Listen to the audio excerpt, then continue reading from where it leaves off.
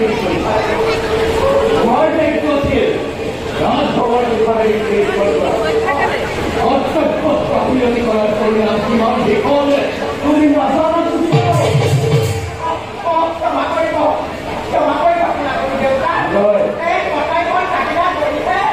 ৰাম আঙিলে বুলি ভাবিছিলোঁ কথা অতি বহুত আৰু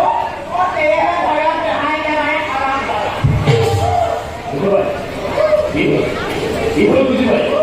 কি হয়েছে তোমাৰ বিৰক্ত কৰা